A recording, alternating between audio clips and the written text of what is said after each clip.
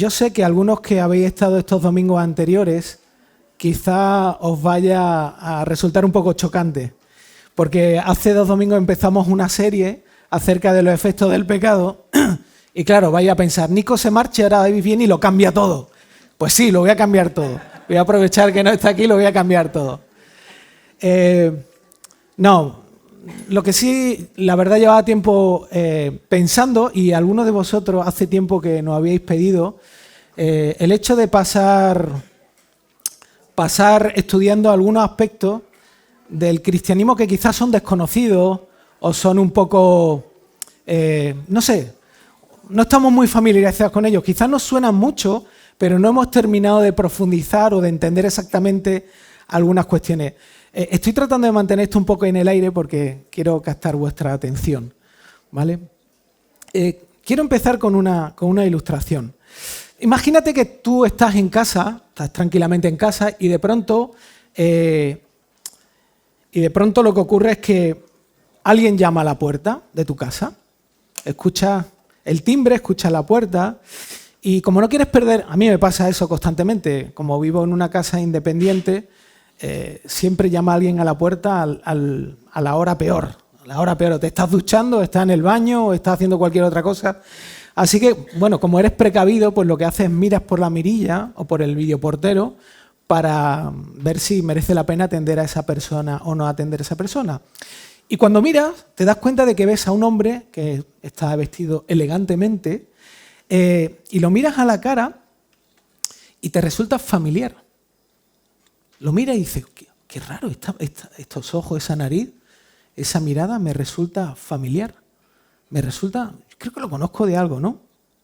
Y mientras estás planteándote cómo esa persona extraña te recuerda a alguien, caes en algo increíble. Resulta que esa persona se parece a ti. Tiene tus mismos ojos, tu misma nariz. Esa persona te recuerda a ti mismo. Así que con cara de sorpresa abres la puerta y te encuentras a este hombre con 65 años que delante de la puerta y delante de ti te dice que es tu hermano, que es hermano tuyo, que lleva decenas de años buscándote y que por fin te ha encontrado. Claro, ¿cómo sería tu reacción, no? Si de pronto te dieses cuenta de que hay alguien tan cercano a ti, al punto de ser tu hermano, que ha sido durante muchos años desconocido, ¿cómo afectaría eso a tu vida? ¿Tú crees que te quedarías igual? Yo no lo creo. Primero dudarías, luego te convencerías, luego tratarías de preguntarle a tus padres si están vivos, tratarías de conocer su historia, tratarías de conocerle a él. Al fin y al cabo es tu hermano, ¿no? De hecho, cambiaría tu relación con esa persona. Esta pequeña historia ilustra muy bien la relación que los cristianos tenemos con el Espíritu Santo. Hay un teólogo muy bueno que se llama A.W. Tozer y él ha hablado mucho acerca del Espíritu Santo y una de las cosas que decía, él al Espíritu Santo lo llamaba el gran olvidado, ¿no? Decía que los cristianos sí, creemos en el Espíritu Santo, al menos nos suena, pero es el gran olvidado de la vida cristiana. De hecho, la mayoría de los cristianos tienen una cierta claridad acerca de Dios Padre y de Dios Hijo, pero cuando se trata de Dios Espíritu Santo entramos como una especie de nebulosa, ¿no? Una nebulosa poco clara, donde no sabemos quién es y cuáles son sus implicaciones. Nos suena, pero poco más, ¿no? Es un poquito superficial. Y además, curiosamente, después de hablar con varias personas y evaluarme a mí mismo a lo largo de mi vida como creyente, me di cuenta de algo muy curioso, ¿no? Que es que constantemente usamos el término Espíritu Santo para referirnos a la fuerza o poder de Dios. O sea, es como que es el empujoncito que Dios nos da para poder hacer lo que no podemos hacer. Es como la energía que como con un aparato eléctrico, ¿no? La energía que necesita el aparato para funcionar y enchufarse. Y en cierta forma, así es como piensan los testigos de Jehová. Los testigos de Jehová, cuando piensan en el Espíritu Santo, piensan en una fuerza impersonal. Y nosotros normalmente tendemos a pensar que el Espíritu Santo es impersonal. Además, todo esto está relacionado con algo muy importante, ¿no? Y es que para poder conocer al Espíritu Santo necesitamos observar y profundizar en la Biblia con más detenimiento. ¿Sabéis por qué? Porque la Biblia habla del Espíritu Santo, pero no habla de una forma directa, de la misma forma que habla del Padre y del Hijo, sino que la obra y la persona del Espíritu Santo siempre está entretejida con las acciones de Dios Padre y de Dios Hijo. Siempre está presente, pero no está visible, está un poquito escondida. Y como no la vemos de forma latente, quizá eso es lo que produce que nos cueste tanto trabajo entender quién es el Espíritu Santo, ¿no? Además, también hay otra cosa que no podemos olvidar, que dependiendo de tu contexto cristiano, dependiendo de qué tipo de iglesia hayas asistido, lo que te hayan enseñado, tus padres si son creyentes, de qué manera te han influido, tu comprensión del Espíritu Santo va a ser diferente. Y va a ocurrir esto. Si eres una persona más bautista, más conservadora, el Espíritu Santo va a ser como una especie de concepto racional. Va a ser más algo teológico, una definición teológica. Y si eres más pentecostal o más carismático, el Espíritu Santo va a ser para ti más una experiencia emocional, normalmente acompañada de manifestaciones sobrenaturales. Y fijaos, son las dos cosas, no es ni un extremo ni otro, ¿no? Son las dos cosas, hay un equilibrio en esto. Ahora bien, ¿por qué? ¿Por qué estudiar el Espíritu Santo, ¿no? ¿Por qué estudia la persona el Espíritu Santo? ¿Qué sentido tiene esto, no? Bueno, el objetivo es redescubrir el Espíritu Santo, pero claro, el gozo del corazón, es decir, nuestro corazón no se puede llenar de gozo, no puede disfrutar, para utilizar un término que todos conocemos, si no entiende y acepta la información como verdadera. Es decir, si no conocemos la información que podemos obtener y que Dios revela en la Escritura acerca del Espíritu Santo, es imposible que podamos disfrutarlo. Es imposible. Disfrutaremos algo de nuestra mente, de nuestra conciencia, de nuestra idea, pero no llegaremos a poder disfrutar quién es la persona del Espíritu Santo. Porque tu corazón y mi corazón no pueden encontrar alegría en aquello que tu mente desconoce, que mi mente desconoce. Yo no puedo, es como voy a disfrutar del premio de la lotería si no soy consciente de que realmente me ha tocado, si realmente no lo he llegado a entender.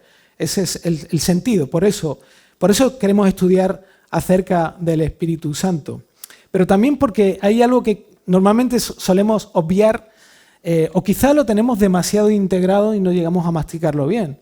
Y es que solamente, y esto piénsalo bien, solo por medio del Espíritu Santo podemos conocer y relacionarnos con Dios Padre y Dios Hijo.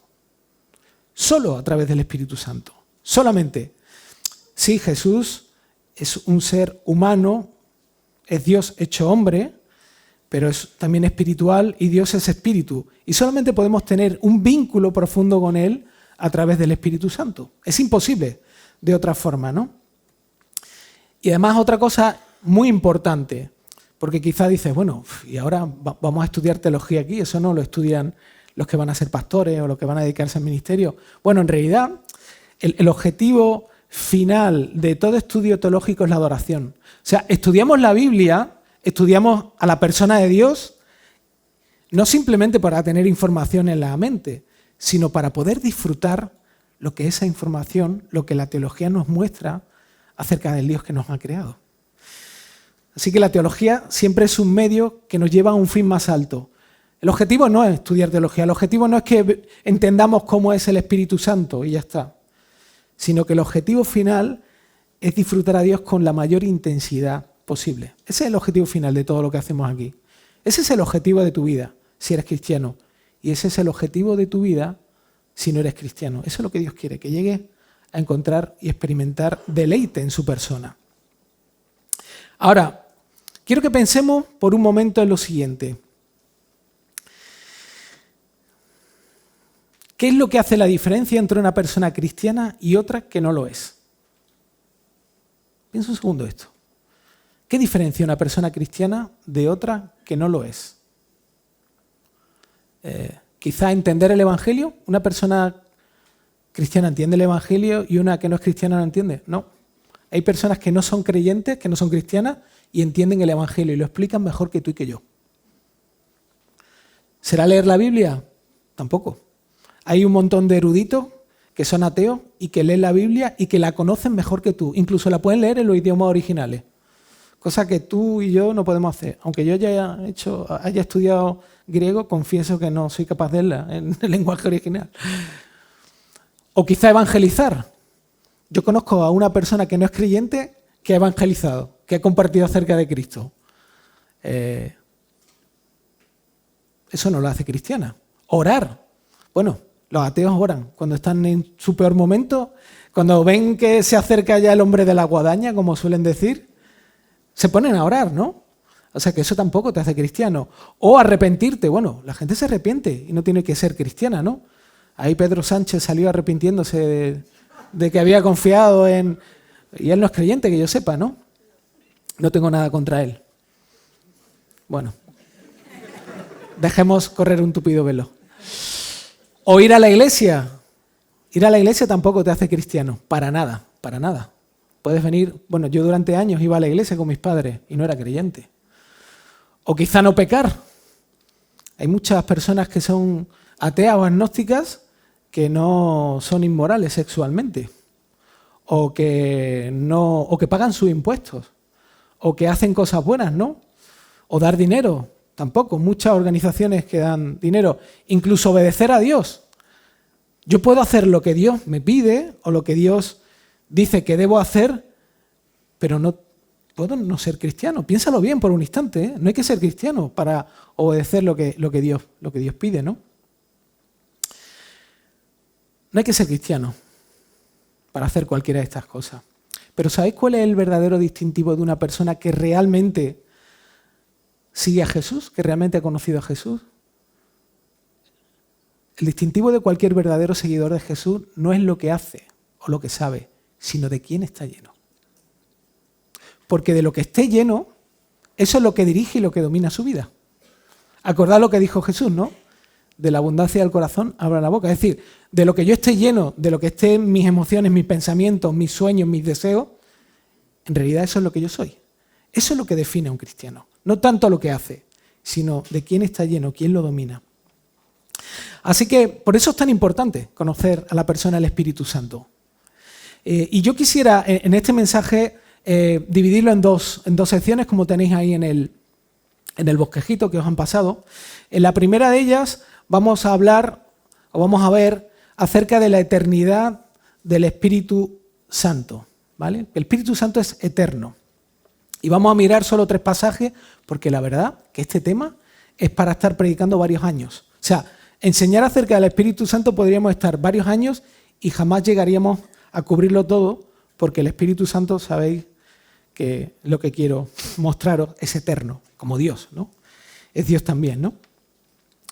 De hecho, si el Espíritu Santo fuese una fuerza, debería tener un origen y debería ser algo creado aparte del Padre y del Hijo.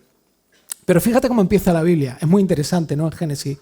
Dice, en el principio creó Dios los cielos y la tierra estaba sin orden y vacía, y las tinieblas cubrían la superficie del abismo, y el Espíritu de Dios se movía sobre la superficie de las aguas. Conclusión, antes de que nada existiese, el Espíritu de Dios ya estaba presente. Antes de que incluso Dios crease todo el mundo, tal como conocemos incluso nosotros mismos, el Espíritu ya estaba presente ya, de alguna forma ahí, ¿no? Ya estaba presente y activo.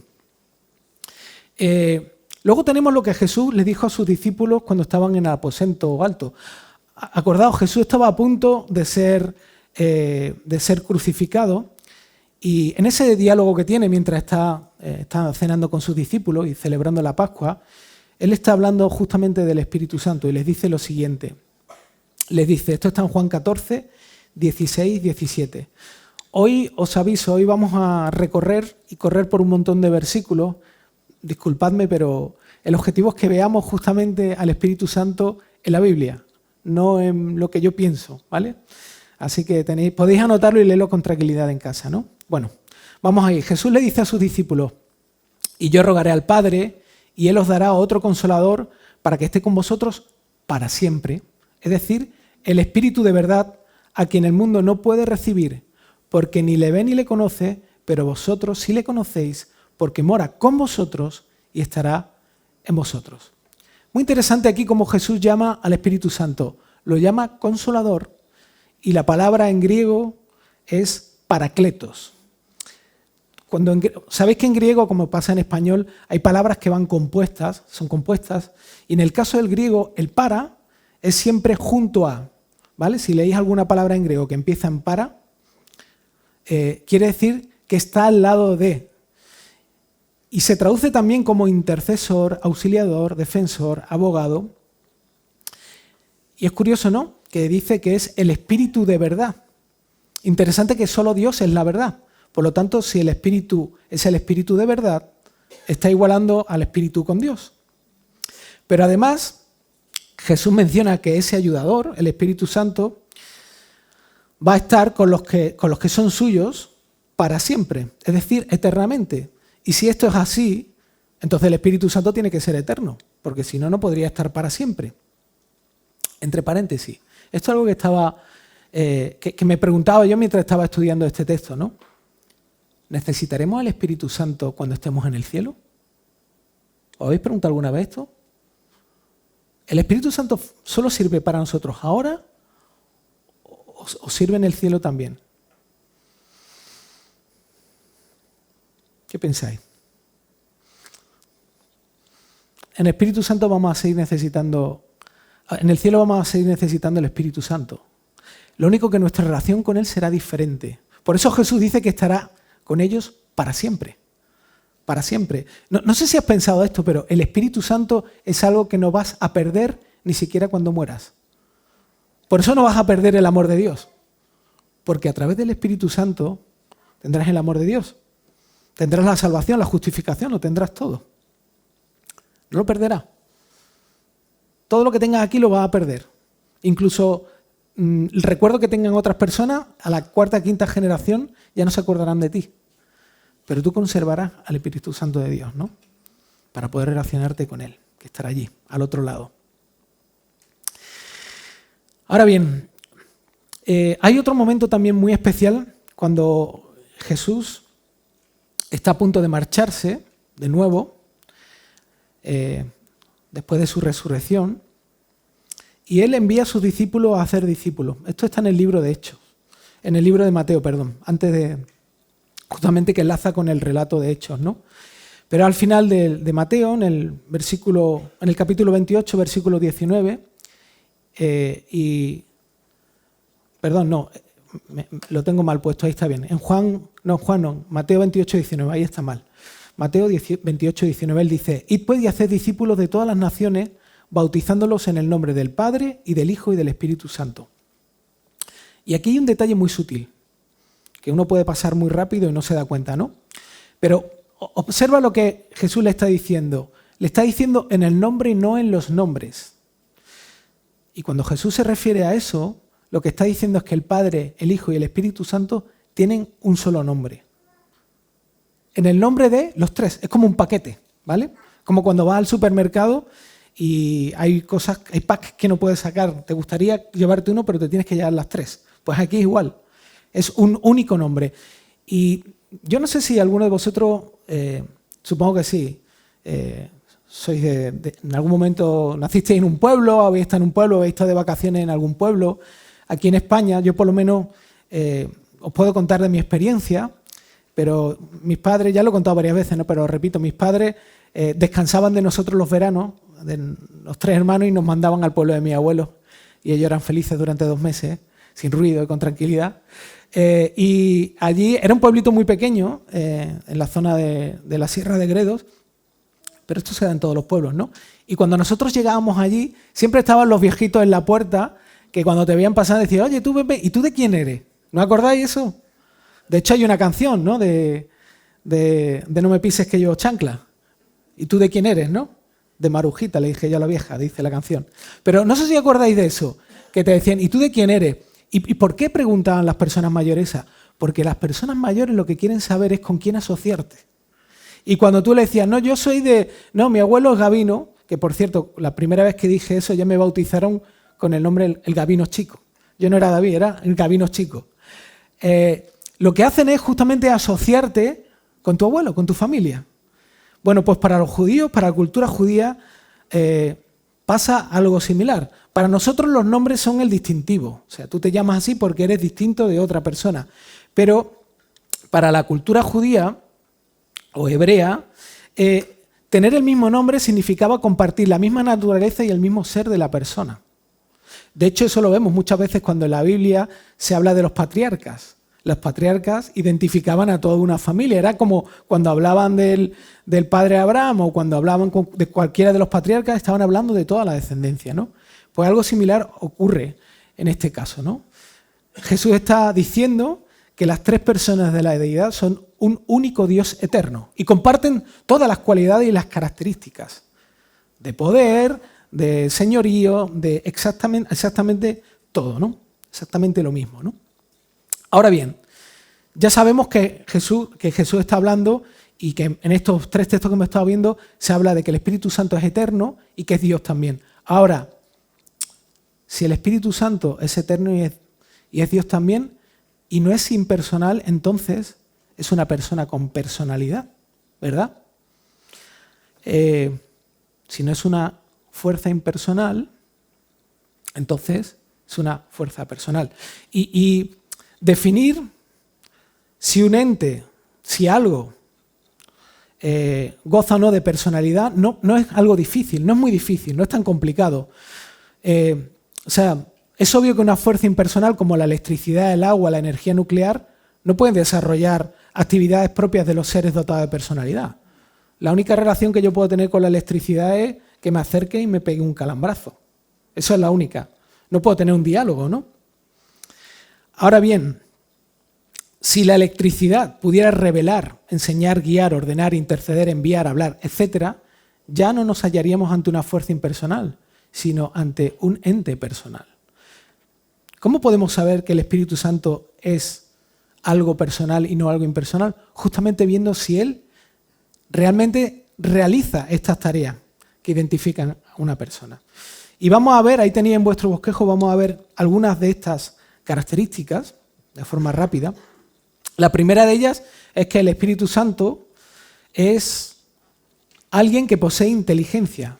¿Y la inteligencia qué es? La inteligencia es la capacidad mental que permite prestar atención, aprender, razonar y resolver problemas, adaptándose a nuevas situaciones y utilizando el conocimiento para interactuar con el entorno.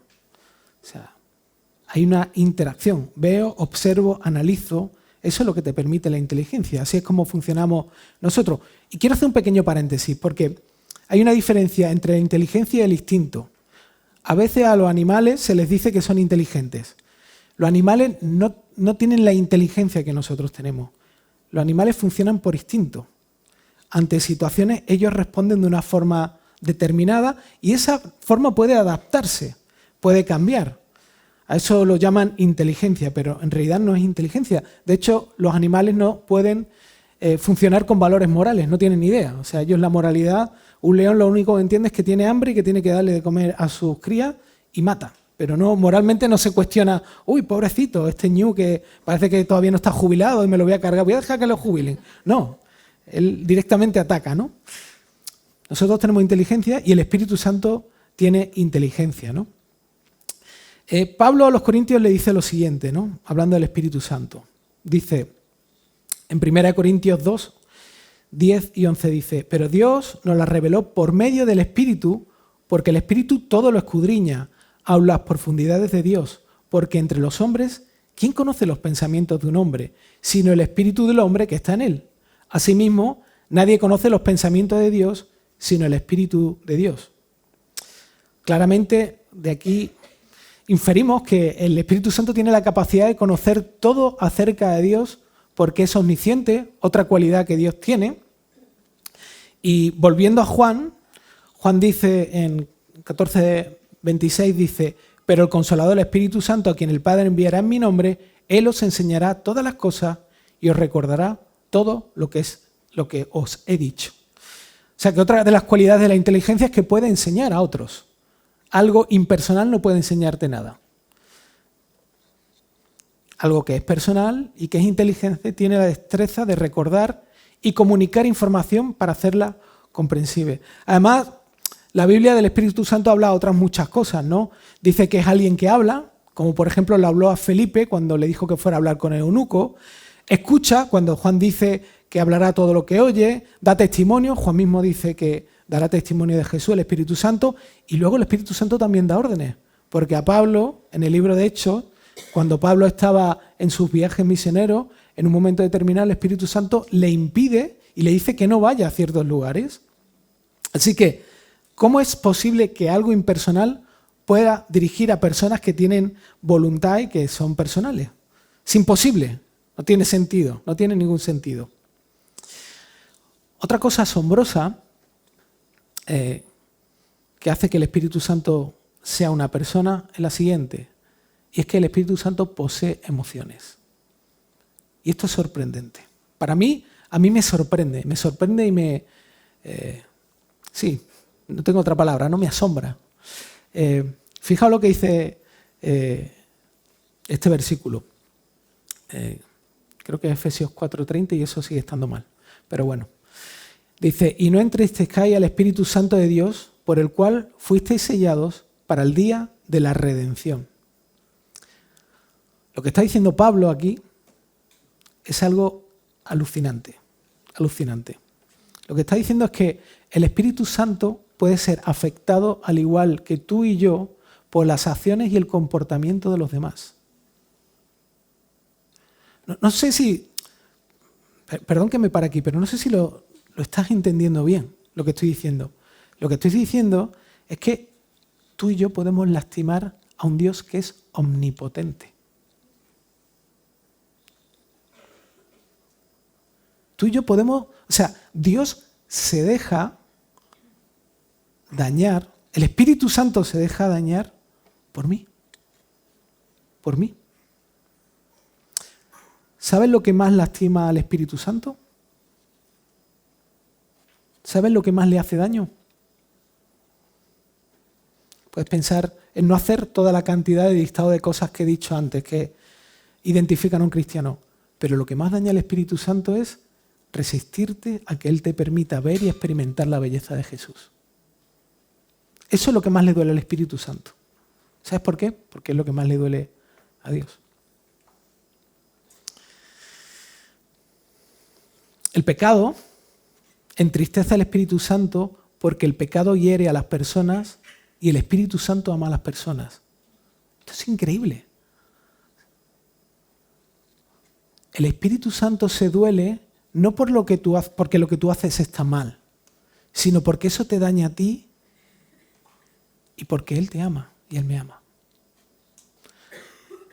Piensa por un instante, si eres papá, que esto siempre funciona, o mamá.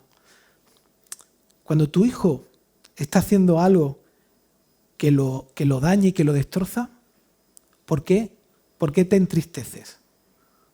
¿Por qué te duele? ¿Te duele porque lo que está haciendo está mal o te duele por el dolor que se está infringiendo él a sí mismo? Así es el Espíritu Santo. Él experimenta dolor cuando nosotros nos resistimos a no querer la belleza de Jesús, ¿no? Cuando nos rebelamos, eso crea una pérdida repentina de nuestra intimidad con Él. No quiere decir que esa intimidad no se pueda volver a restaurar con el tiempo, porque nuestra intimidad con Dios en Cristo no la perdemos, pero ese dolor está ahí y ese dolor lo experimenta Dios también. Otra cualidad de la persona Espíritu Santo es que tiene voluntad, ¿no? Y aquí Pablo en 1 Corintios 12:11, él está expresando cómo el Espíritu Santo distribuye los dones. Que esto veremos un montón de cosas del Espíritu Santo en próximos mensajes, próximas predicaciones, pero fijaos, ¿no? Dice, pero todas estas cosas las hace uno y el mismo Espíritu, distribuyendo individualmente a cada uno según la voluntad de Él. Él tiene voluntad, Él puede decidir. O sea que una fuerza que no tiene personalidad no puede decidir, no tiene voluntad. Así que si hace esto es porque tiene voluntad. Otra cualidad. Posee moralidad. Y la moralidad son los principios que guían el comportamiento hacia lo correcto e incorrecto. Son como la regla de medir que me permite determinar si algo está bien o algo está mal. El Espíritu Santo tiene eso, ¿no? Y fijaos, aquí de nuevo, lo que dice Juan, ¿no?, acerca del Espíritu Santo, en el capítulo 16. Pero cuando Él, el Espíritu de verdad, venga, os guiará a toda la verdad, porque no hablará por su propia cuenta, sino que hablará todo lo que oiga y os hará saber lo que habrá de venir. Si el Espíritu Santo es el Espíritu de verdad, entonces tiene criterio para dirigir y enseñar hacia la verdad. Puede saber qué es la verdad y qué es la mentira. Y por lo tanto, dispone de valores morales para saber qué es verdad y qué es mentira. Y una de las últimas características del Espíritu Santo, que para mí también es asombrosa, es no solamente asombrosa, sino alentadora y llena de esperanza, es que posee capacidad relacional. Cuando pensamos en la Trinidad, en las tres personas que forman a la deidad, a Dios, necesitamos entender cómo se relacionan entre ellas. Y aquí voy a hacer uso de varias cosas que dicen dos teólogos, ¿no? Uno de ellos es Cornelius Plantinga, que es teólogo y filósofo también, cristiano, y él cuando en su estudio acerca de la Trinidad, él dice lo siguiente, y me encanta lo que dice, ¿no? Él dice: las personas de la Trinidad se exaltan las unas a las otras, tienen comunión y ceden ante el otro. Cada uno alberga al otro en el centro de su ser. En ese movimiento constante de iniciativa y aceptación, cada una de las personas envuelve y abraza a las otras. Por lo tanto, la vida interior de Dios está repleta de consideraciones por otros. Fijaos, esto es alucinante, es increíble. O sea, revela cómo funciona Dios por dentro. Y Tim Keller, haciendo mención a la idea de C.S. Lewis, dice lo siguiente. Dice: la Trinidad es completamente diferente en contraste a nosotros. En lugar de ser egocéntricos, el Padre, el Hijo y el Espíritu Santo, en esencia, amor entregado mutuamente, en esencia son amor entregado mutuamente. Ninguna persona de la Trinidad insiste que las otras giren a su alrededor, sino más bien se centran las unas en las otras. Cada una, de manera voluntaria, gira y orbita alrededor de las otras. Así es Dios. Y el Espíritu Santo forma parte de Dios. Así es como el Espíritu Santo se relaciona con el Padre y con el Hijo. Así es su esencia, puro amor y servicio incondicional. Y si te das cuenta, Dios internamente, incluido el Espíritu Santo, es otrocéntrico, es muy diferente a nosotros. Nosotros estamos siempre, por naturaleza, pensando en nosotros mismos, en mí, incluso sutilmente. Pero Dios nunca está pensando en sí mismo, siempre está pensando en otro. Siempre piensa en otro. Ahora bien, ¿por qué un Dios así nos crearía? ¿Por qué un Dios que está satisfecho en sí mismo, en ese amor, en esa relación mutua donde se ceden unos a otros, por qué nos crearía? Dios nos creó, no nos creó porque necesitara experimentar gozo. Dios nos creó para que nosotros podamos experimentar su gozo. Y esto implica una relación íntima.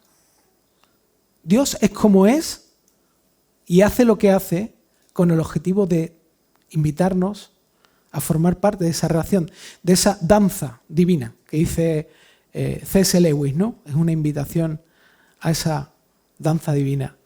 ¿Y sabes cuál es el único medio por el cual podemos llegar a conocer ese gozo de Dios? Por medio del mensaje del Evangelio aplicado en nuestro corazón por el Espíritu Santo. Por eso el Espíritu Santo es tan importante y a la vez tan olvidado, ¿no? Quiero terminar brevemente diciéndote algo. Si Jesús es tu objetivo de vida, si Él es tu verdadero amigo, si Él es al quien has entregado tu vida para que te rescate, entonces el Espíritu Santo también es tu amigo. Entonces el Espíritu Santo lo tienes en ti, está en ti.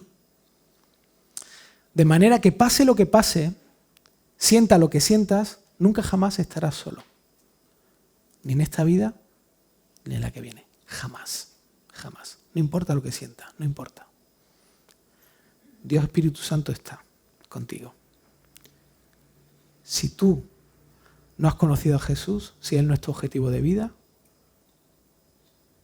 entonces tienes la oportunidad de conocerlo, tienes la oportunidad de abrazarlo, tienes la oportunidad de recibir su Espíritu en ti. Te dejo varias preguntas para que la pienses a lo largo de esta semana. ¿De qué estás lleno hoy? ¿Qué es lo que domina tu corazón hoy? Como el vaso de la ilustración, ¿qué es lo que te llena? ¿Qué controla tu vida hoy? La segunda, ¿cómo es tu relación con el Espíritu Santo? ¿Has sido el gran olvidado durante todos estos años? ¿Olvidaste que el Espíritu Santo es una persona y que está en ti? ¿A menudo hablas o escuchas al Espíritu Santo? Y de esto hablaremos en el próximo mensaje, pero ¿te tomas el tiempo de escuchar al Espíritu Santo? Si es tu vínculo con Dios, si es el vínculo con el que puedes experimentar el gozo de Dios en tu vida, ¿lo escuchas? ¿Le hablas? Vamos a orar, vamos a pedirle a Dios que nos ayude a abrazar esta realidad. Señor, gracias porque no tenemos a un Dios que nos ha creado y que nos ama monolítico, sino con una riqueza interna donde cada persona diferenciada pero a su vez en una misma esencia, algo que no podemos entender. No podemos entenderte, Señor, es tan difícil, nos supera nuestra mente, pero lo que es increíble es que sí podemos experimentarte. El hecho de que no podamos entenderte porque estamos tan limitados no nos roba el regalo de a través de tu Espíritu y por medio del Evangelio poder vivir la experiencia de ser tuyos, de ser tuyos. Señor, perdón por ser tan torpes, perdón por entristecer tu Espíritu, por contristarlo, cuando Él quiere lo bueno para nosotros. Quiere que podamos ver la belleza de Cristo que refleja tu carácter y tu persona.